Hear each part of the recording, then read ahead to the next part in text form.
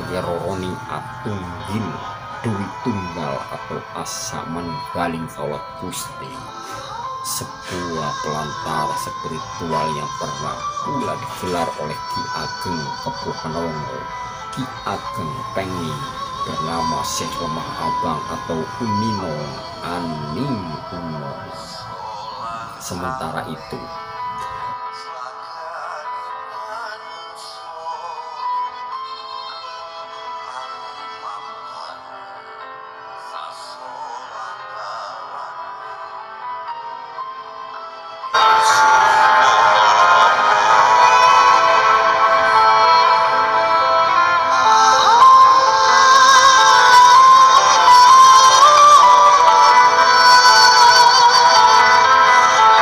Assalamualaikum warahmatullahi wabarakatuh. Kembali lagi bersama Abah.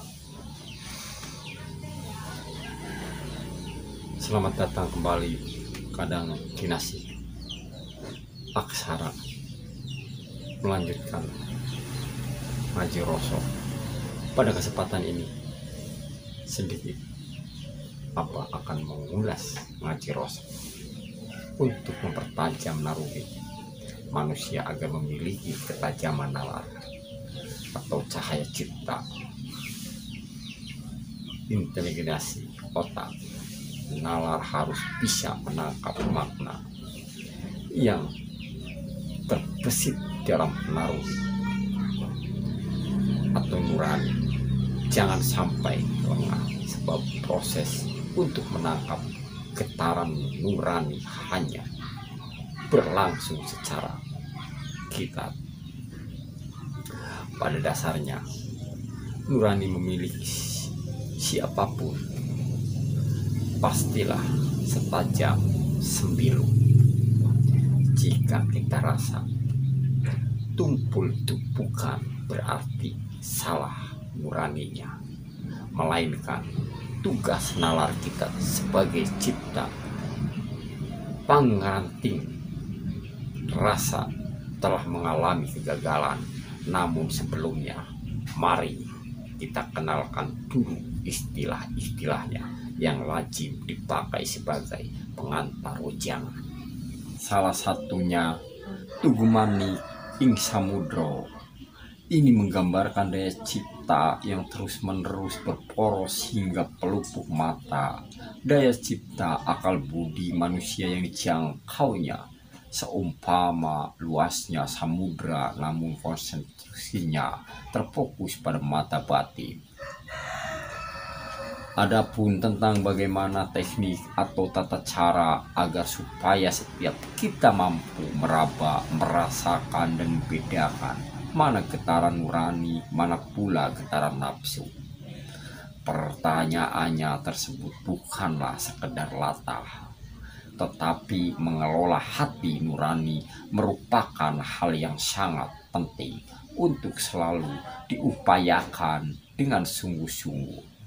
Sebab menjadikan setiap pribadi mampu berdiri sebagai mendiri pribadi, yakni pribadi yang memiliki kemandirian dalam menentukan mana dan apa yang paling tepat, paling baik dilakukan.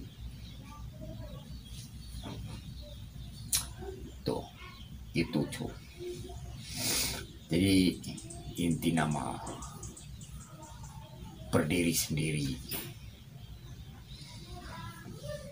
nang tungnyak si diri itu Sunda mah hakikat nate ngadik ngahijikeun tilu tangtu antara pikiran, hati jeung sungut.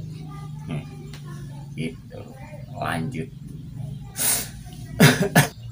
Bukanlah nilai manusia terletak pada kejernihan isi atau suara hatinya.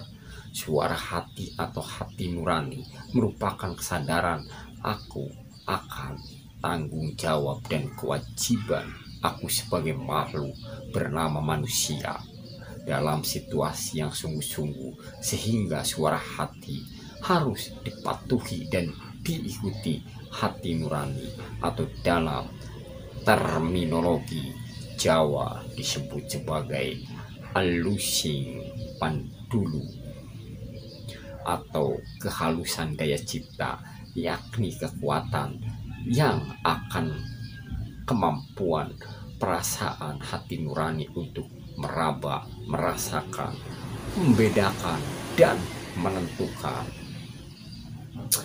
Alusing pandulu merupakan pangkal dari otonomi setiap individu, yakni dasar dari kemandirian pribadi.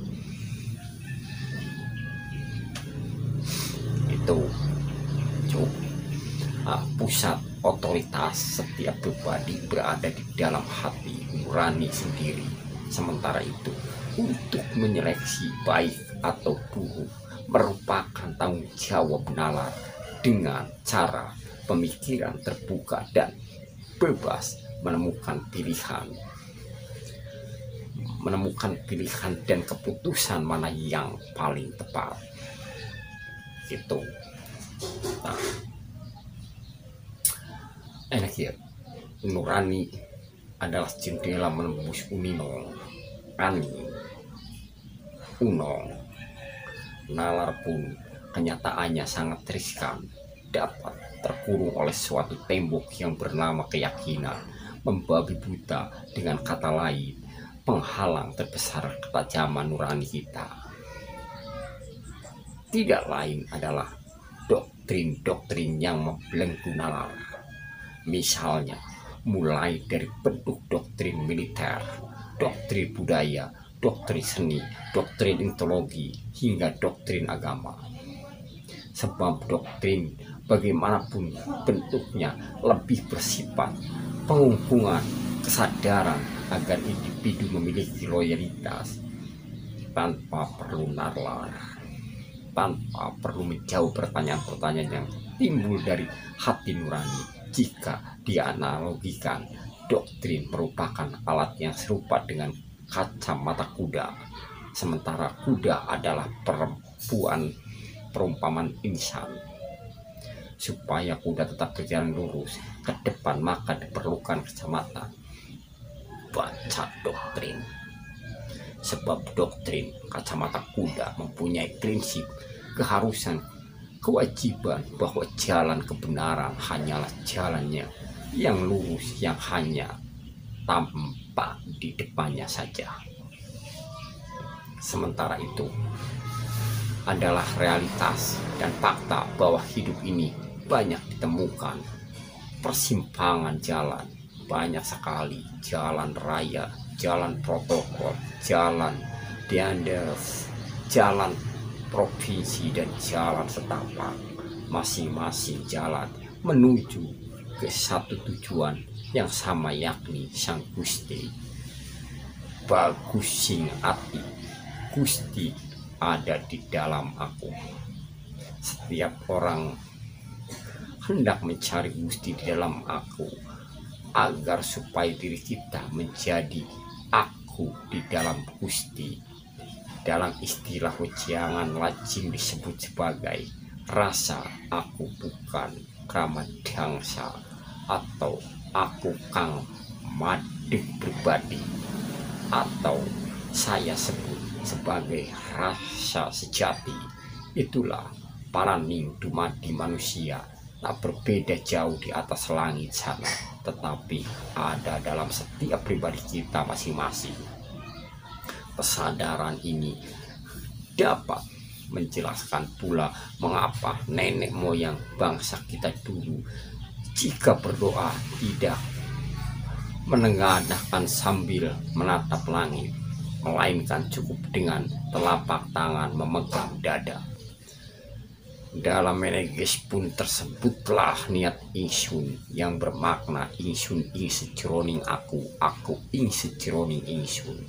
Konsep GGPAA mengkunegoro kesembilan sebagai roroning atunggil duwi tunggal atau asa manunggaling kaulat Gusti, sebuah pelantar spiritual yang pernah pula digelar oleh Ki Ageng Kebo Panongo Ki Ageng Pengi bernama Syekh Lemah Abang atau Uminong Aning Uno. Sementara itu, hati nurani selalu mampu menembus berbagai tembok penghalang yang menghalangi objektivitas sesungguhnya akan satu realitas kehidupan. Nurani adalah kekuatan menjadi mata hati, mata jiwa yang mampu menguak kebenaran sejati.